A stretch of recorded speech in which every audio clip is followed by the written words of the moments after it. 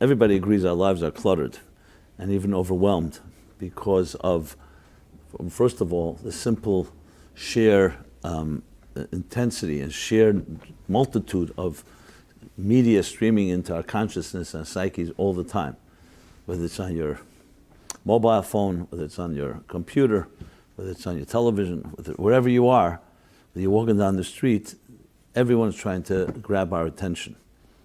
And it's literally an inundation.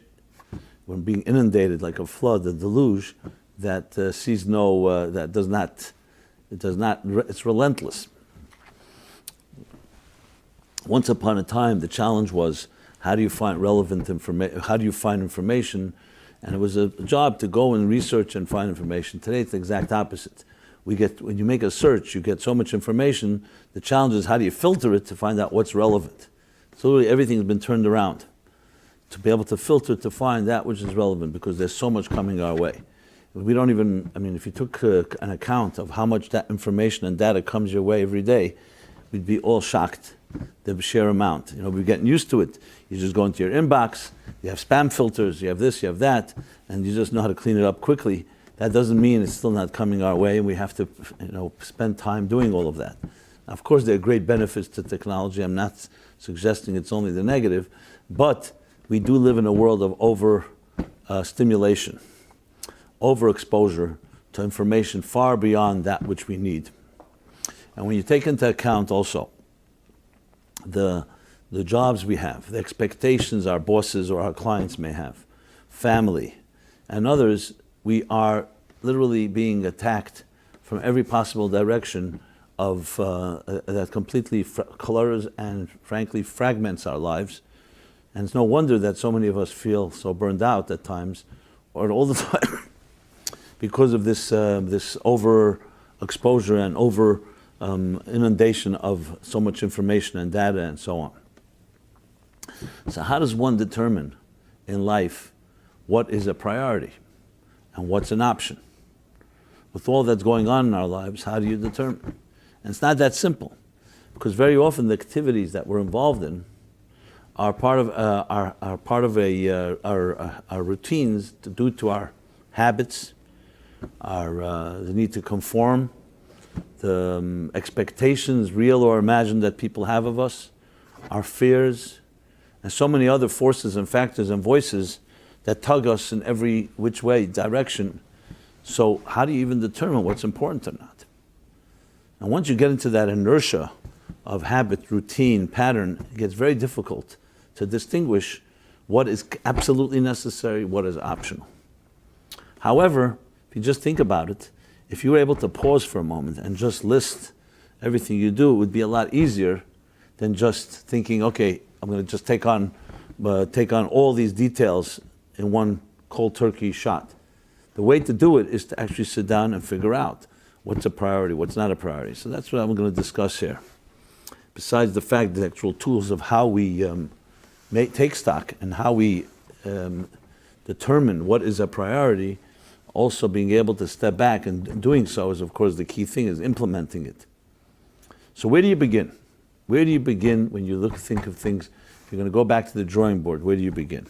And I just want to acknowledge again, obviously all of us are already middle of our lives somewhere or another. Some of us have jobs, some of us have families, some of us have both, some of us different obligations and responsibilities. We're not talking here to newborns. Obviously, for a newborn child or a young child, parents have the responsibility and the ability to help give their children that type of sense of priorities so they don't get themselves stuck in things that are not priorities. But let's talk here, we're talking firstly adults, to ourselves. So where do you begin in a way that also does not disrupt your whole life? To say I'm going to quit my job, quit my family, quit everything I'm doing, I'm starting from scratch, is just not practical.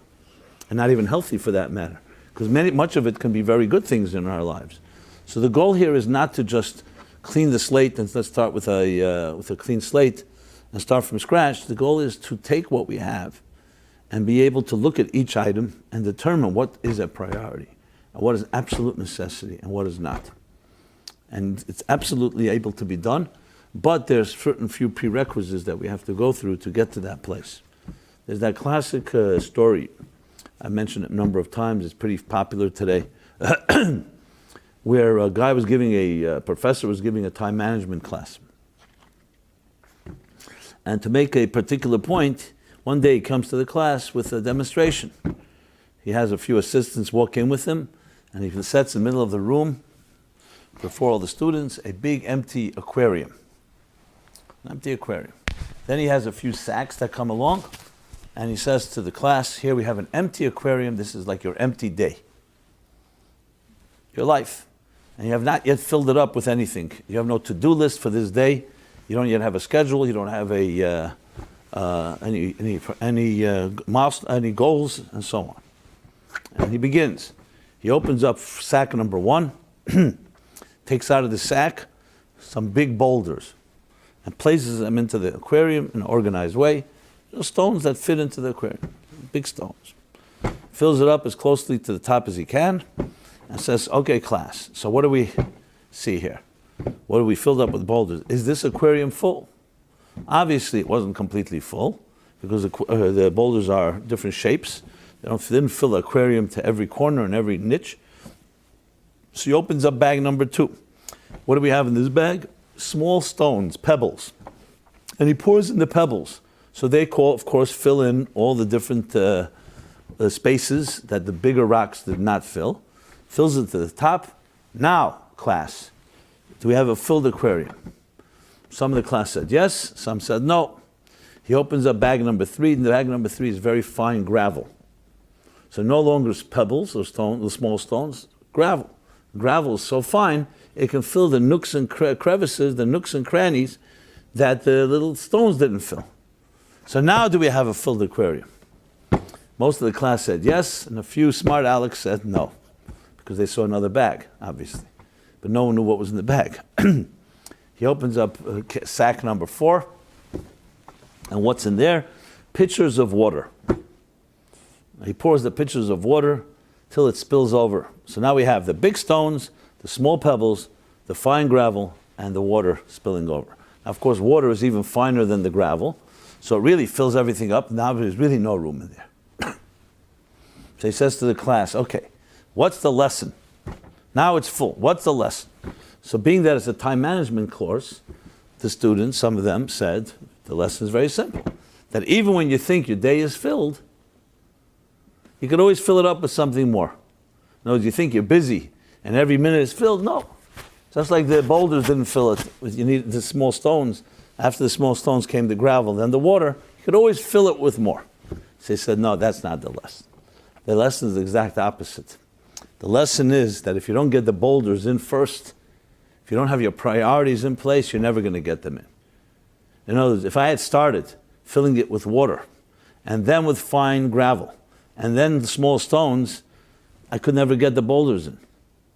The fact that I started with the boulders meant I put my foundational principles in place, the values.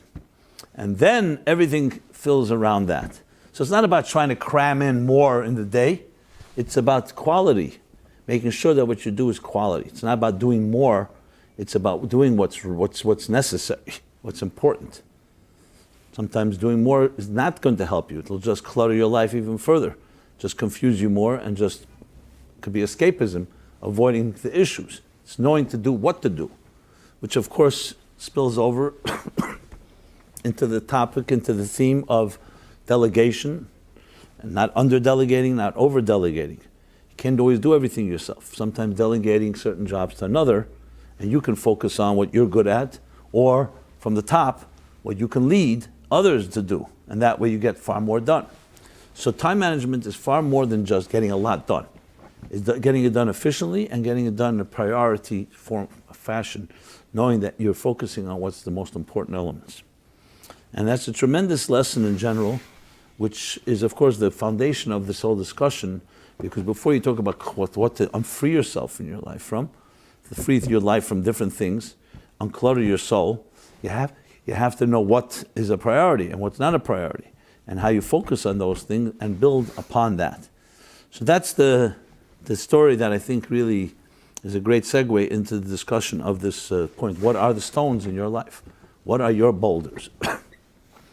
And they don't have to necessarily be the same ones for each one of us, but there is a common denominator to what a boulder is.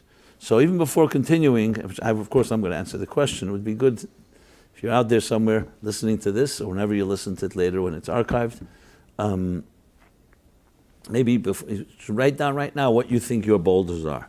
What are your 5 must priorities, the foundations before anything else? And you'll find that it's not that simple to answer, because you're going to start seeing there's so many things that are important, you start wondering which ones are the most important. So how do you answer this question? I think you have to step back and say, what defines what's important? For some people, a football game on Sunday is important. For other people, making money is important. For other people, love is important. For other people, health is important. So a bunch of very important things, and everybody can be very subjective and very relative and very arbitrary.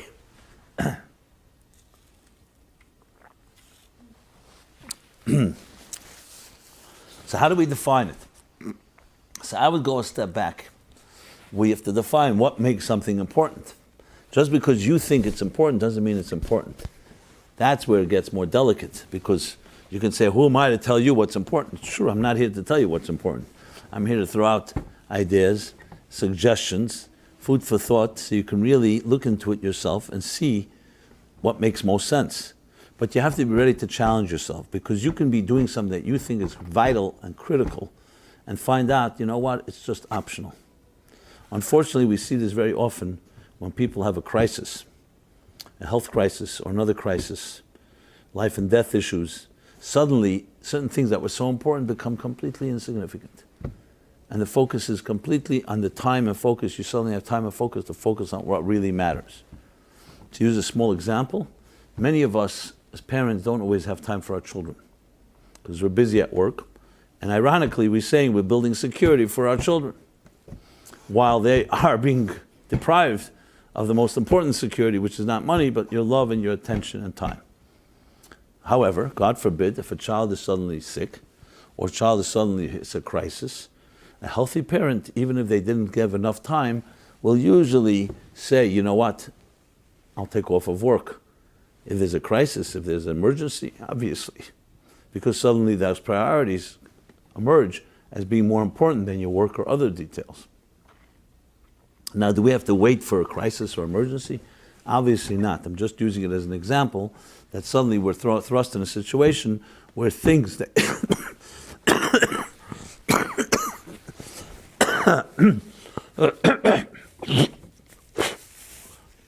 I apologize, but I'll try to make up for it with the content of some type of that we don't have to wait for a crisis or emergency, but you see from that it reflects that immediately you realize there are priorities. A person can be everything going well, entertaining themselves, enjoying themselves, and there's a health crisis in their own lives. They suddenly realize what's most important, health. Because without health, you can't have other things. So sadly, sometimes the only way we wake up to these realities is by having some type of unfortunate negative experience. Obviously, the goal of this discussion is not to wait for that, but is to think about it and preempt it and recognize what is considered a priority. So now we're ready to say, so most people would say the first priority is to be alive. The first priority is to be alive with health. Because without that, as I just said, without that boulder, all the other details are not going to have any value. If you can't appreciate it, if you can't live it out, if you can't have long, healthy years to appreciate these gifts. So that's a good beginning, but it's still not enough. Because that's biological life. You can be alive and physically function and be very healthy, but you may have a life that has no purpose. And that leads you to start thinking, so let's say I have health and I have life, that's fine, that's one of the boulders, but there's another aspect of life which is a life of meaning, a life of purpose, which is precisely why we titled the class, Unclutter Your Soul. Because it comes down to not just the functionality of being able to function. That, of course, we need to know how to, we can breathe healthily, our heart is beating, our mind is working, our other faculties and abilities are fully functional. But you could have all of that and still be lacking, we'll call it the soul of what you do. I always use the example very often in this class, as you may be familiar, with the idea of the mission statement. No business can function without a mission statement. You go to any business school, any class, any discussion, go to a consultant. You're starting a business, the first thing they'll be asked, well, tell me the mission of this entity, the mission of this venture, this initiative. For someone that's never went through that exercise, it can be quite daunting and quite challenging, because in your mind you think it's such an important venture. But if you can't put it into a few words, into a sentence or two, and not pages upon pages, you're not ready to start a business. Why? Because the soul of a business begins with its mission. What is the objective of this company? And Google's mission is to organize all the information of the world and make it readily accessible. That drives everything. It drives their 60, 70, 80,000 employees. It drives all their departments. It drives all their projects. It drives future initiatives, etc. Each company has a unique, non-generic mission. So I would submit that that mission is the single most important priority, the first boulder of all boulders. Obviously, hand in hand, that comes with being healthy and having physical life. But it's not just life itself. You need to have a cause that drives you. And that cause is single number one priority. And sadly, most people have no real cause. They may do good things. They may be charitable, and they may volunteer and contribute to causes. And we don't take away from that. But to say an overarching cause, like a mission statement of a company, a cause that reflects your strengths, your unique abilities, your indispensable gifts, is the single biggest priority of all. When you have that, everything follows.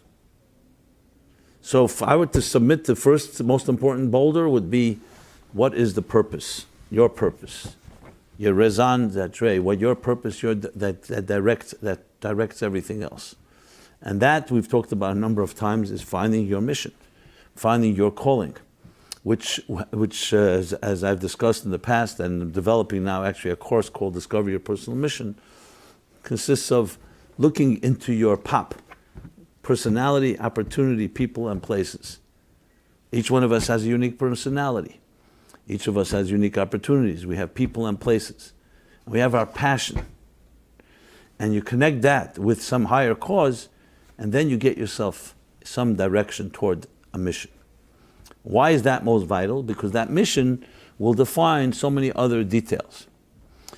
Most of us in our lives begin the other way around. We go to school, let's say even the best education. If it's a terrible education, obviously there's other problems as well. But let's say it's an excellent education. And you really come away equipped with a knowledge of life, an understanding of the world, an understanding of skills that you may have, how to use them efficiently to build a business or to contribute in some way to a company where you can make a good living, and other intelligence that we gather through our educational years. Okay. But all that are tools, excellent tools. Knowledge at the end of the day is a tool. A tool for what? What are you going to use that knowledge for? Now, let's say a person feels that drive to really help people, help the world through, let's say, medicine. Some people have that feeling. They think that through medicine, and they feel strongly that through being medical, whatever field or specialty, they can help bring healing to the world.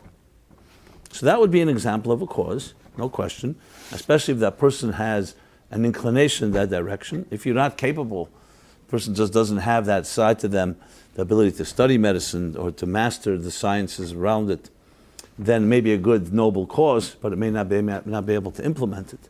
But let's assume they could.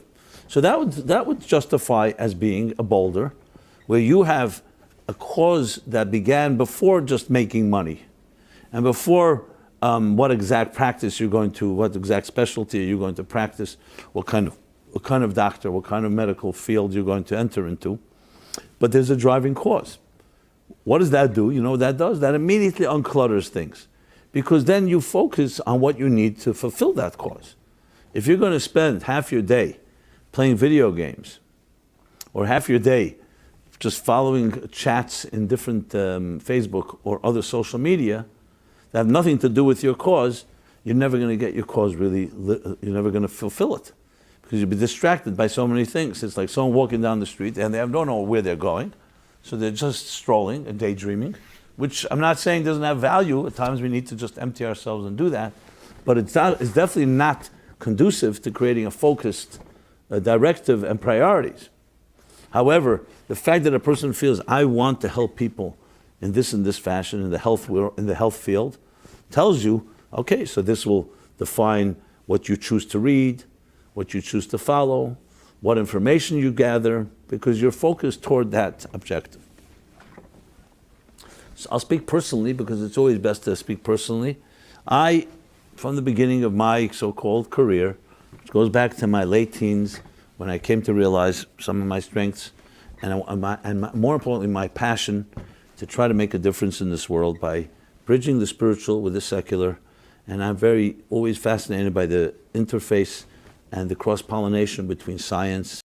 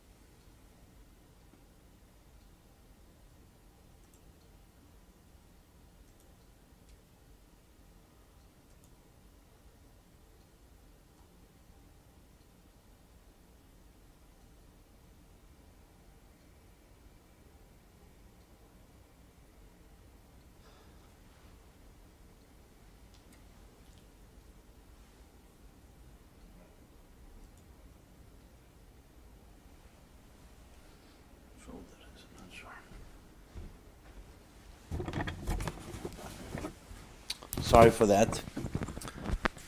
Looks like it's continuing. Okay.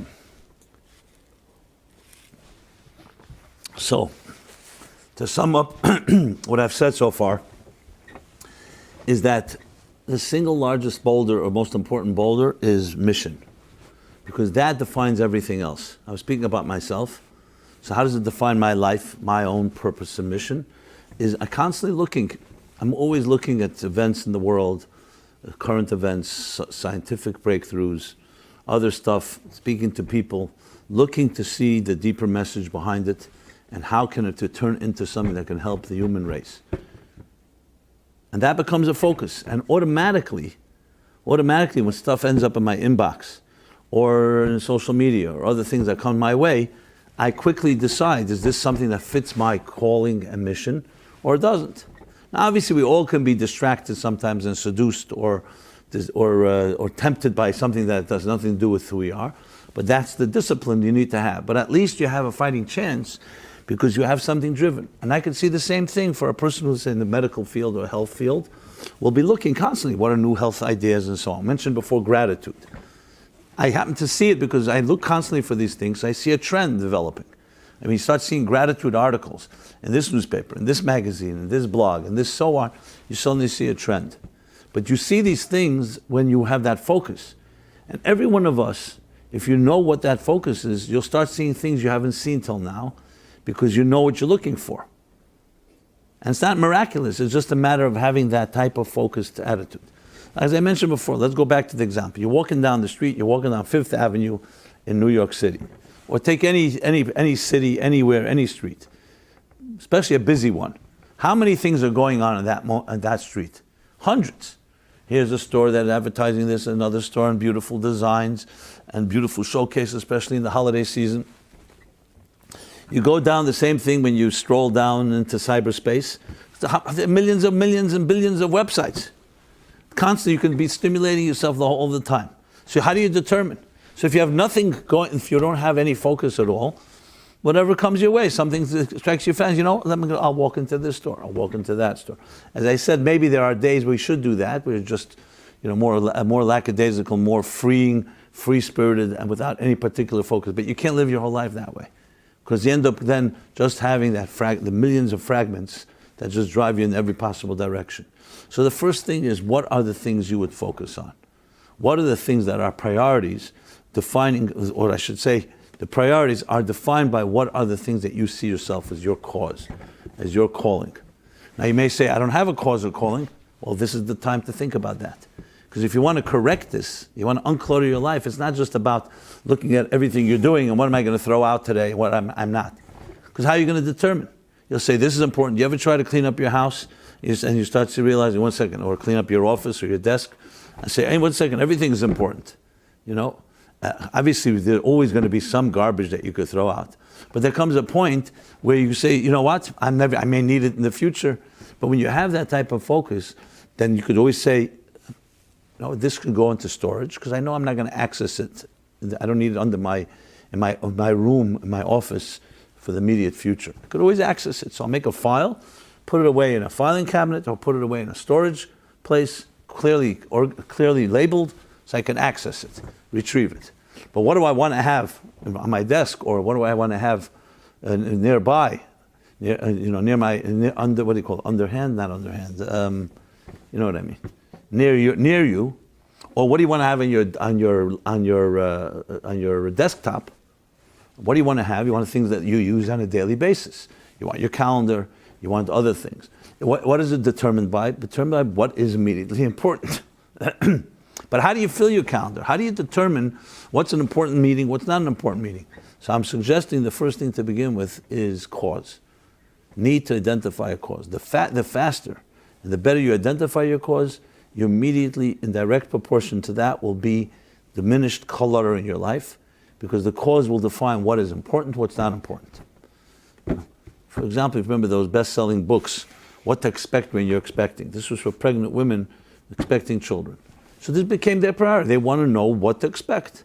The first trimester, the first trimester, and the second trimester, etc., etc. What is that? Because that's their focus at that time. That immediately means that's going to be my priority. That's the books I'd like to read. I'm just using it again as an example. This can be around any area in life. Now, some people say, will a hobby fit into this? Let's say stamp collecting, butterfly collecting, or travel, or some other hobby that we may have.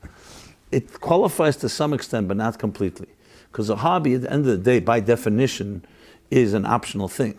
You can have one hobby today, you can have another hobby tomorrow. Now, some hobbies are a life hobby, so to speak, that your entire life you're focused on it.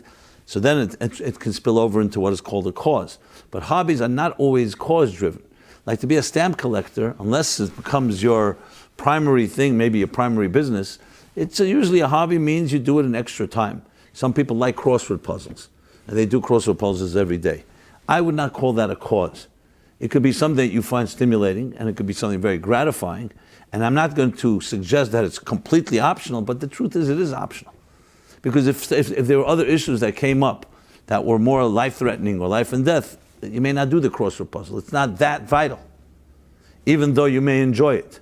So I think it's important to distinguish between things you like and things that are cause-driven. A crossword puzzle is not necessarily cause-driven.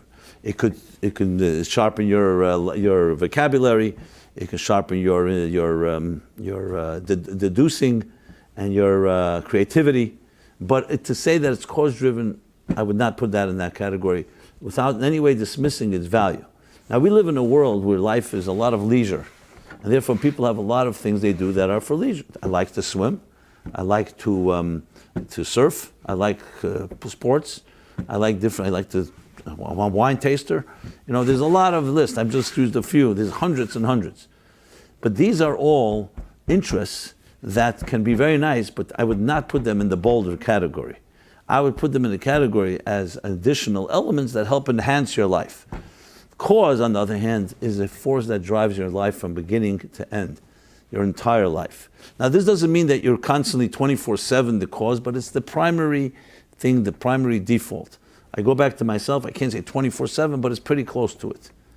Now, this doesn't mean you don't have room for other things, but you know that this is a vital thing. Obviously, you're eating a meal, you need to sleep. There are many things we do that are means to another end. But this leads me to the next point, which is the means and the ends argument. Another way of determining what are, a second thing that's important, that criteria to determine what's a priority, I would say to think in terms of means and ends.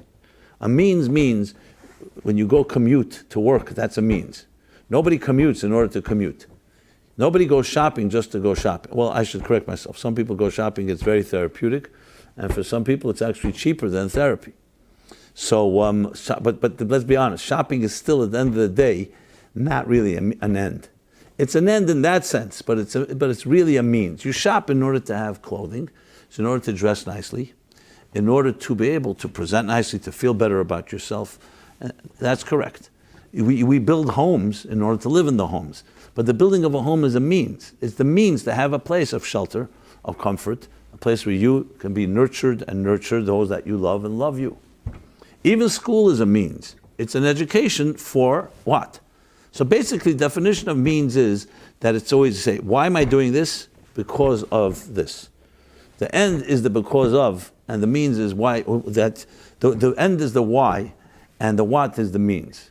You eat in order to get strength, so you can use the strength to what? Do what? To fulfill your purpose in life. So you have to think in those terms, means and ends. Very many people, when they look at priorities, they think the means become an end.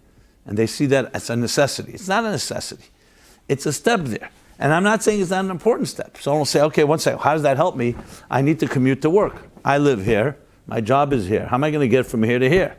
So who cares whether it's called a means? I still have to do it. Yeah, you have to do it, but you're not going to put into it all your best energy because it's just a technicality. It's not going to be a boulder. It's going to be a necessity based on other necessities. So in that sense, you start thinking to yourself, okay, what are the things that I'm doing that are means to another thing that have become now an end in themselves? So many people, their careers, their work begins as a means to make money in order that they can be able to provide for their own needs and for the needs of their loved ones and grow and succeed. And the more they make, the better they can live a quality life.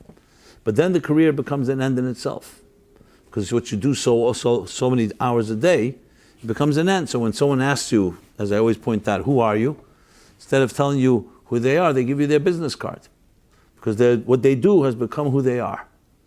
What you do is not who you are. What you do is the means to help you actualize who you are. So this leads us back again that the most important thing is recognizing that the you within you should define what is important, not based on needs and not based on means. So we discussed cause, having a cause and a calling, and two, the means and the ends. If you start asking yourself these questions, you'll recognize and start listing the things you do and say, put an M for means and E for ends. You'll start being able to filter. I'm not saying yet you can decide what should be discarded and what is optional, but at least you can start filtering and saying, okay, a list of the 100 things I did today, how many of them are M and how many of them are E? So go ahead and list everything you did this day, from the moment you woke up till this evening, till at night. This includes everything, from the moment you wake up, you press the snooze button, or you go and exercise, shower, eat breakfast, coffee, tea, commute, go to work, you have coffee break, meet a friend. I mean, all that, what you read, the different things that you entertain yourself, even things that are aggravating, you'll get yourself a list of 100 to 150 items. Go ahead and make a list. This is a good exercise. Make that list and then mark what's a means and what's an ends. What could you list in that day, in today's activities, that you can say, that qualifies as a candidate? Make a nominate. We're going to nominate. Nominate items that fit into the category of the big boulders. You're not going to find many. And it could be a little disconcerting because you'll say, one second, I spent an entire day and how many things did I do that I can fit into a boulder? You'll end up finding out that much of what we do is means related and based on what I said earlier, people's expectations, details, minutia, sometimes complete nonsense. I mean, how much time, for example, is our headspace occupied with being consumed with getting even with someone that hurt us? Or haunted by demons from our childhood, some abuse, some type of hurt, wound. These things also occupy. How much of that is a priority? And would you ready to say, yes, my jealousies, my pride, my wounds go up there as the boulders that I want to not get rid of? I don't think anyone, even people who carry a lot of anger and carry a lot of weight inside of them, will say, it occupies me and it bothers me, but I'm not going to say that I want this to be my number one priority in life. Who wants to live a life constantly with hate or anger or pain or vengeance as being the driving force of their lives? But it's important to identify, because you need to get to know yourself. So a lot of what I'm discussing here, you'll find out, is not so much really finding out what those priorities, it's just realizing how many things are not priorities. Which leads me to the third point. The first point I said was cause, the second was means and ends, it's the fourth point. The third point was listening. And the fourth point I want to make is, sometimes you work your way through process of elimination. Instead of finding your priorities, why don't you identify what definitely are not priorities? Because then you'll be able to eliminate those and say, okay, so what's left? You'll be surprised that you'll find that a lot of things you do are not priorities, but you don't have anything in place. You know what that means? That means you're filling a priority with something that shouldn't be a priority. So it's like here's your main desk, which should symbolizes, for example, the most important thing you should be doing right now. Okay. And what happens? You don't really have a priority. So what's going to suddenly occupy your main desk? Whatever comes your way. It may be things that are petty, nonsense, as I said before, some of the vices, angers, and so on. What does that tell you? There's a vacuum. You don't have the priorities, so other things fill that gap. You don't have real boulders to put into your aquarium, so you put boulders that really don't belong there. They may be a detail, and I'm not saying they shouldn't be part of your life, but they shouldn't be the number one priority. So process of elimination can go a long way, because it can help you at least identify what shouldn't be. And then you'll say, okay, a second, I don't want this to be my priority. I don't want this to be. And that'll force you to have to make a decision. So what should it be? And maybe then talk to an objective friend or a mentor and say, I've been analyzing my life. I've been evaluating it. And frankly, a lot of it is I don't want it to be so consuming. So that will force you to come to a point where you say, okay, so what do you want it to be? And that brings me back to the cause. Now, the cause is not the only thing that I would say is priority, because you could also say, once having a healthy life, physically being healthy, good hygiene, exercising, eating right. Without that, if you don't have physical health, you could have a cause. You can be the most spiritual person, you can be a godly person, but you can't function. That's why the Torah says that a person should be healthy, and protect your health. So I will say about that can be a priority, but it's not necessarily a end, it's a means. So you could have a priority that's a means, but it's important to have health. But why do you have health? For what? Just to live long? Just to be able to spend more time? To feel quality time? That you don't have to run to a doctor and you don't have to deal with medication and so on? That's a nice reason, but that's not an end.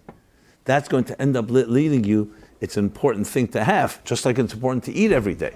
Someone's going to say, hey, eating is not that important, it's only a means. It's true, it's a means, but it's a necessary means.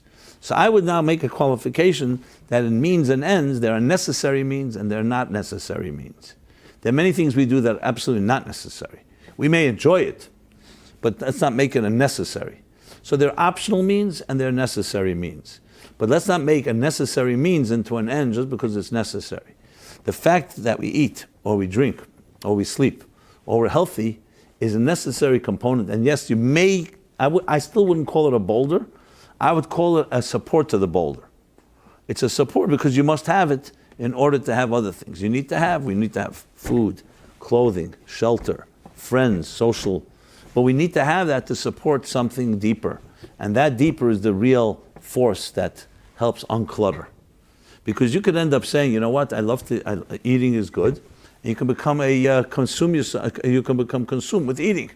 I'm not talking about overeating, but eating different cuisines and different meals becomes a whole focus. But that's still not a purpose-driven life. That's a life where you are healthy, but you're focusing in on means, necessary means, instead of ends. So that's yet another factor that needs to be introduced into this equation. So far what we have is that there's different criteria that are necessary to be able to determine what's a boulder, what's a priority. Cause is my list number one of all. Cause brings everything else into play. And that could be causes, of course, are very diverse for different people, but a cause is a tremendous force of focus. It creates that laser energy that really eliminates the scattered energy of light that is just what's the word for it? Scattered is a word, but there's a word. I'm looking for the right word. Diffused, right? That is diffused light instead of focused light. Okay, a few more factors to throw into this equation is the idea, which brings me back to the mission, so to speak, is understanding why we are here, because that is the cause-driven. Okay, actually, that's not something new. That's not a new item. That's what I discussed earlier. I just wanted to mention that point. I didn't spell it out. A few more points I would add to the whole thing to just round it out is the following. In making that list of activities that we do, there are things we do that, just to sum up what I said before, but to somewhat elaborate, there are things we do that are means, they're necessary means, they're unnecessary means. But then there are a bunch of things we do, as I mentioned, that are negative oriented, which means we're occupied with the negative things that have happened in our lives. And those are the fears we have, and the inhibitions, and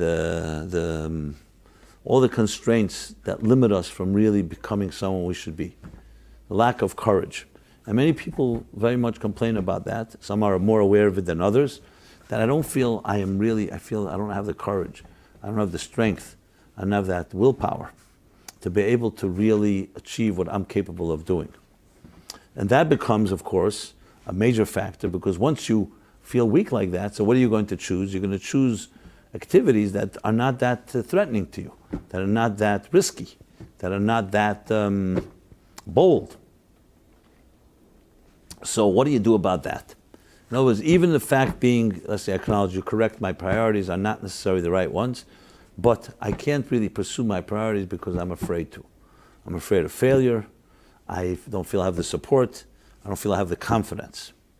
So that touches upon a very fundamental issue, because that would basically say many of our choices, therefore, are really an outgrowth of our fears, of our tentativeness. And this affects, of course, and most importantly, maybe above all, relationships. People who feel they can't get into a relationship, a committed relationship, because they feel they've been hurt, or they're afraid of being hurt, and the other unknowns that come when you're involved with another person, which means you don't control your destiny completely. You have another person, you fall in love with them, so you're vulnerable, you're dependent, and that becomes a very frightening thing for some. So they avoid that, which means that you may not even pursue a priority. I've heard from quite a few people who've told me, my priority is to find my soulmate. If I find my soulmate, I have that security, I can build my life based on that, and build from that. Very good point. So why don't you pursue it? I'm afraid. I'm too much at risk.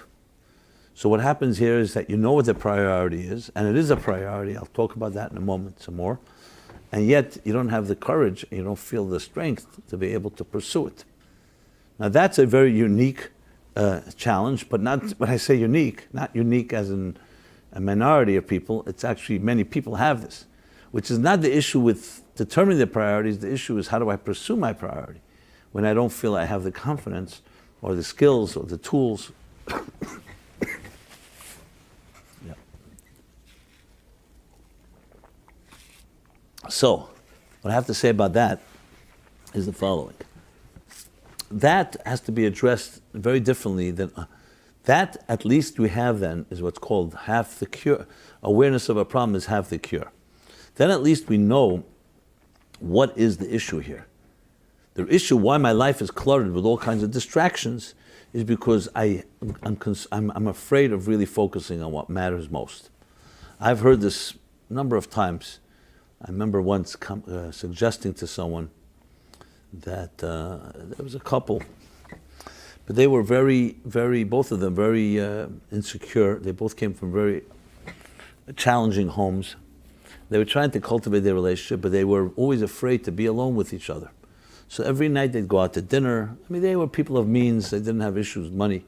They would go out to dinner, and they avoided really having intimate, I'm not talking about sexuality, but I'm talking about intimate communication, emotional communication. They were terrified of it. And I said to them, why don't you make once a week, don't go out to dinner, stay home. And they both said the same thing. They were terrified. They said, stay home, what are we going to talk about? Here, dinner, there's distractions, there's a waiter, what's on the menu, let's try another restaurant. And it was very clear that they were avoiding the most important thing, which is their relationship.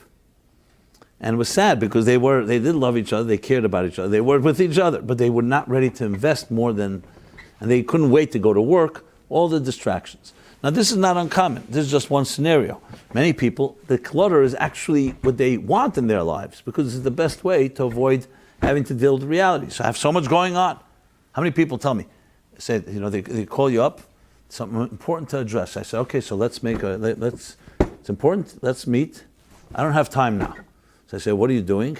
I have work, of this, but you see right away they're avoiding it. They know it's an issue, but they avoid it. So clutter often is very much actually self-imposed. Or I wouldn't say self-imposed, but at least you welcome it in. Texting is one of the best examples. People sit on their phones hours upon hours upon hours. Now, yes, it's interesting things and we have access and there's all kinds of blessings in it. But for many people, it's plain escapism from dealing with reality. I remember I was in Jerusalem and I was sitting, I went to get something to eat, bite. So I go, it's a restaurant, and I see a whole family sitting there. And I recognize the family. Because one of them was my classmate, the father was my classmate. I didn't recognize immediately, but something bothered me tremendously. From the moment they sat down, it's literally, I kid you not, the father was sitting on his phone, ignoring his wife and his children. He ordered, they ate, but he was literally on his phone from beginning to end. In the beginning, I didn't know who it was. But I noticed it. I mean, the truth is I didn't want to notice it, but I was sitting, it was right in front of my nose. And then finally, when he got up, I realized who it was. I didn't say anything. Maybe I didn't have the guts to say anything. Maybe I should have. I didn't feel it's my business to go and get involved. But I really said to myself, okay, to be Melamed Chus, which means to find merit, maybe this was emergency, and just that day was. I would sense that it was not just that day, that's became his life. It's a great distraction. Now, I don't know whether his marriage is going well, I hope so. And his relationship with his children, but is hopefully all is good. But this was not healthy because came there. It was in Israel. They came for a visit. It wasn't like a regular course of the day. They were there with each other. This is an unfortunate fact in our society that the clutter that I mentioned before, the inundation, the deluge, is very welcome by many people. It comes down to being basically that the more we are. We were overwhelmed with this stuff, the less we have to less we have to look at ourselves. Great excuse. I don't have time to look at myself. I'm all busy answering other people's emails or texting or WhatsApping and so on. So the truth is, it's a bit out of the scope of this discussion.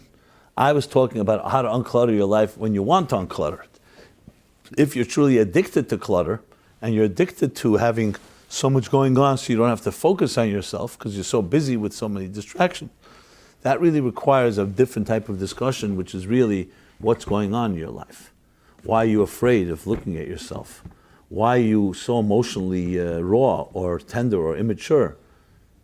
Now, often it's due to growing up in homes where your needs were not met, where you lived in fear or you lived in unpredictable circumstances.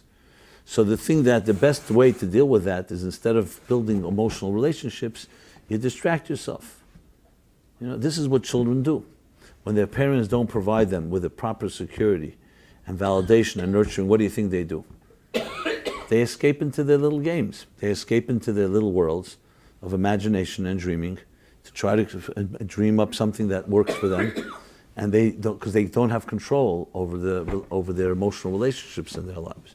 And as they grow into adults, they are most vulnerable and most prone to escaping toward all these distractions because it works for them. It's a great escape. So that really requires its own discussion of how we actually deal with that. And I'd rather reserve another time to talk about it because it's somewhat of a different discussion, to be honest. But this brings me, however, back to relationships. I mentioned before cause. I would say a second priority is the relationships we have in our lives.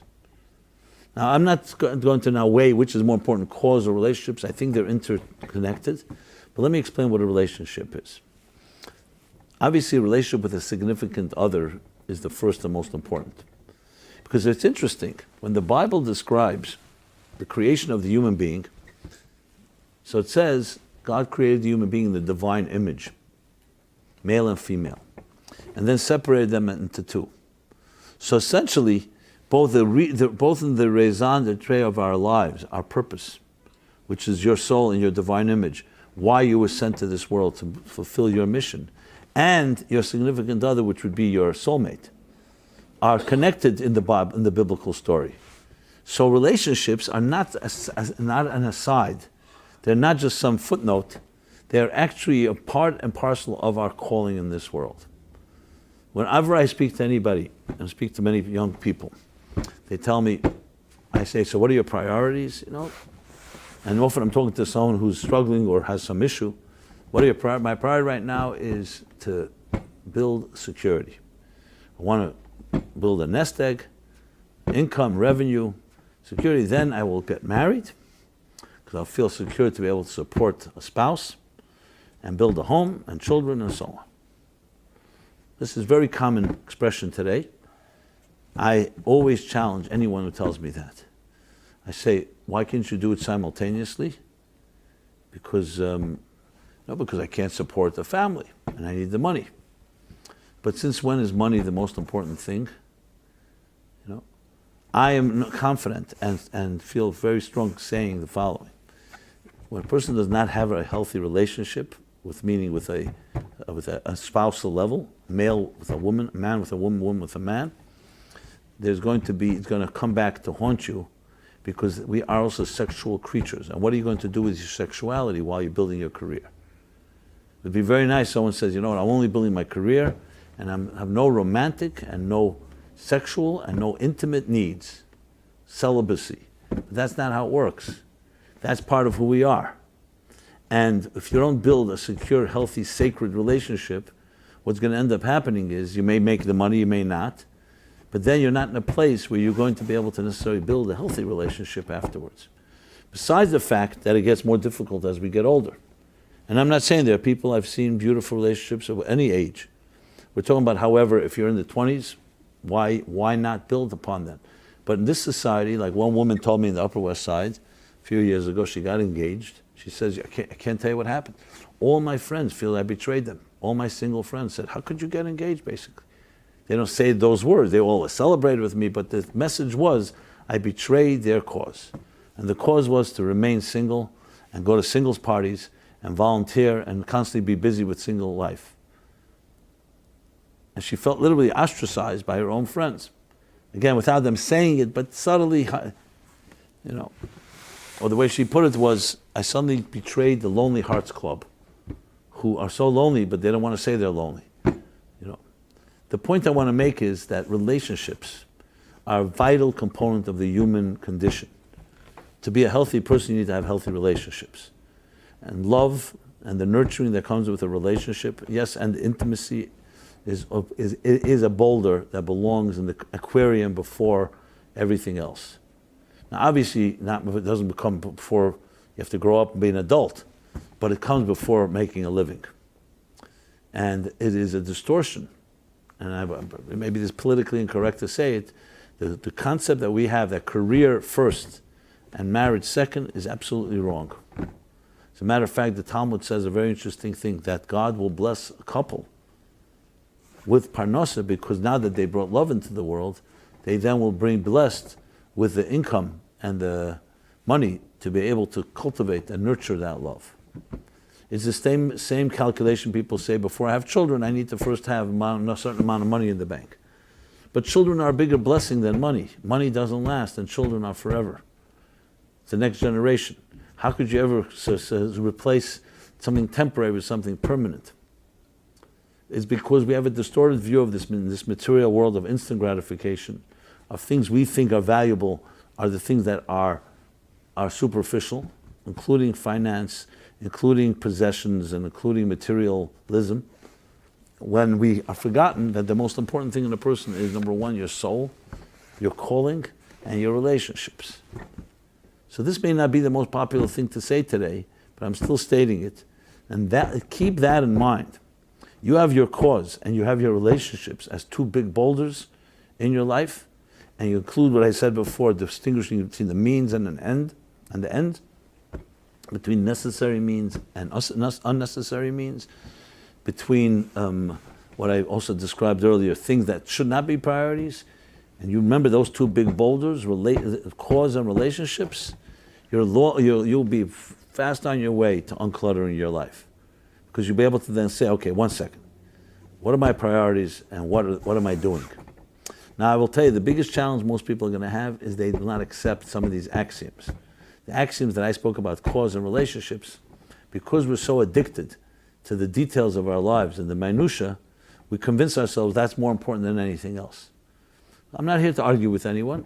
I'm throwing out these ideas out there.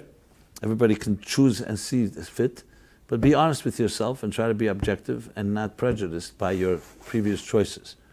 And when you take that attitude, I guarantee you that you have a very different approach to life. Because what you're focusing on is what is the single most important, why we're here, and the relationships that we build in that context. Now there are many more things that are subsets of that, obviously, because that also leads us to values. What are your values? What are your values? What are the real values in your life? So we have to list the 5 most important values. Is it generosity? Is it helping others? Is it being kind and ethical and just? Is it other things of that nature? Or your values are me. Survival of the fittest comes first and everything comes second. So challenging, the next thing is challenging your values. What are your values? Now I rest assured that most people will not say my most important value is to be selfish. Even though many people think that way, but they don't say it that way. But it's important for you to be honest, because those values are going to determine what you're going to see as a priority. Because we live in a materialistic world and we are driven by survival, selfish gene in Richard Dawkins' words, the selfish gene becomes the force that defines a lot of our priorities. How do I feed my selfishness? How do I feed the me? How do I feed myself? Whether it's financially, whether it's emotionally, whether it's sexually, whether it's pleasure-oriented, feeding oneself. And I don't mean with food, I mean all the things we do to feed ourselves. For many people, that is a number one priority. As I said, many will not acknowledge it, some will, many won't. But if that's the number one priority, you can imagine what that's going to lead to. As I say, someone say, well, that should unclutter my life, at least I have a priority. No, it won't unclutter your life. You know why? Because it's not a cause that's greater than you. It's about you, and every day something else can be pleasurable. There's nothing consistent about it. As a matter of fact, the more you feed it, the more hungry you'll get, because you don't have anything that really is solid and nothing permanent coming out of it. So it's like someone saying, I go from party to party, from entertainment to entertainment, from pleasure to pleasure. That can never end up being something that becomes uncluttering. On the contrary, what it becomes is that anything goes. You show me something that can give me a little pleasure, I'm there. And basically that becomes the driving force. It's not coming from within, it's coming from whatever entertains you or whatever pleasures you that moment. Instant gratification. So that comes, the next thing is the values. The value. Now, unfortunately, some people, values are not that valuable. Real good values. Either because they grew up in homes where their parents did not teach them values, or they just developed a cynicism and as I said, selfishness, that values don't mean that much to them. Here too, I'm not here to convince anyone, and that requires a whole other discussion. What are your values and why are they your values? Why are these values your values and not others? But talking to people, most of us who could understand that the values mean refined values, values that are just, are integrity, truth, that you don't lie to someone just because you gain from it, is if people who see that as an axiom, then it's a given that that value is something you want to protect and preserve and cultivate. And you want to be around people that are that way. Unfortunately, the marketplace, the workplace, puts so much pressures on us that many people begin out very, very nice and beautiful people, but then the pressures force them to become, I don't want to say monsters, but sharks, because you're driven. Your bosses drive you to compete with your friends. They drive you to do things to just drive to climb the corporate ladder at all expense, at no what's the word? Not at all expense.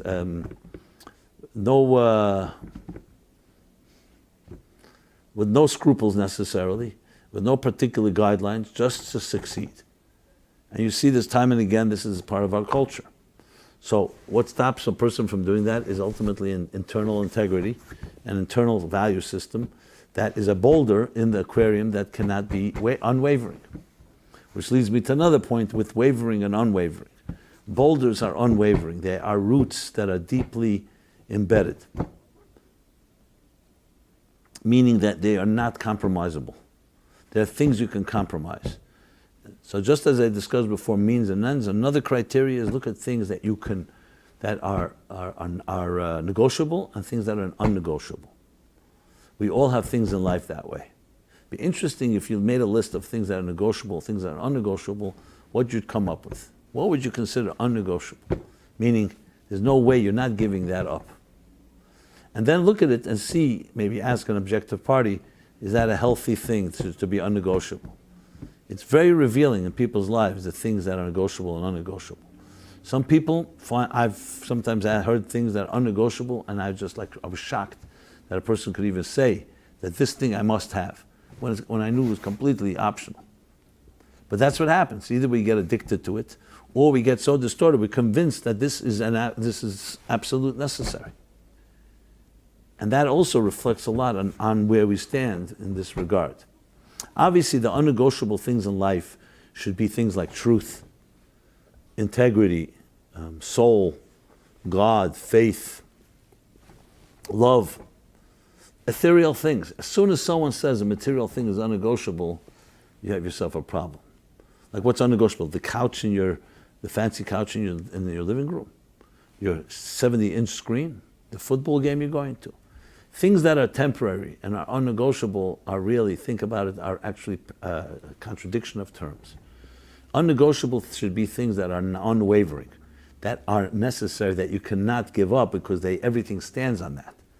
Anything that's temporary, nothing. Someone says money is unnegotiable. What do you mean money is unnegotiable? Money itself is temporary. Money runs out. You can't take it with you to the next world. Little children don't need money, they need love. Love is unnegotiable. Because without love, you don't have the basic ingredient. It's like watering a flower. Without water, there's no flower. Even though money is a blessing and everyone should be prosperous, but can someone say that without money, we will wither and die? It may be difficult. Poverty is very difficult. You wither and die if there's no love. Your soul withers and dies if there's no truth and no integrity. So very much in our society, we replaced integrity and truth and love with a whole bunch of very arbitrary and very negligible items, commodities. And that is yet another commentary, obviously, in our society. And I want to make it clear, I'm not here to criticize, I'm not here to just scathing critique of society, even though I am offering that. That's not my goal. My goal here is to just shine the light and state observations that state obvious, because we need to be honest and be blunt about the realities around us. So it's not the goal is to be negative, but the goal is to be honest. And to be honest, you have to look at yourself brutally and honestly in many of these items that I spoke about, and many, many more. So in sum, you have total control over what fills your life. But the key first step before getting anywhere is honest appraisal. You have to be able to sit down and ask the questions, some of the tough questions I presented here. And frankly, many more questions that I didn't present that maybe this can be a catalyst for further discussion. But the bottom line is, if you're ready to do that, then you're on your way to freeing up space, time, and energy in life to focus not on the negatives, not on fighting the negatives, but on finding what you're capable of, your great potential, and above all, in fulfilling the calling of your life, which, as I said before, connected with your relationships, and also connected with your values. These are the things that really shape and define who we are. And above all, it also creates another element that you become free from other people's standards and other people's pressures, and the whole all the peer social pressure of fitting in a certain way, expectations. You want to be driven from within, not from without. In other words, what drives your priorities are what is most important to you, to your soul, to your mission, to your calling in this world.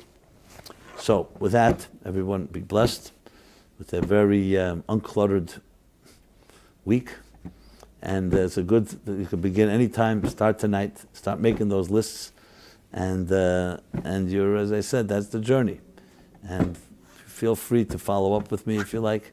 If anybody wants to compare notes and send any thoughts to just do so to our office or to directly to me at meaningfullife.com. And we're here every Wednesday, approximately. Lately it's been 8:30. Sorry again for the technical challenges that we've had.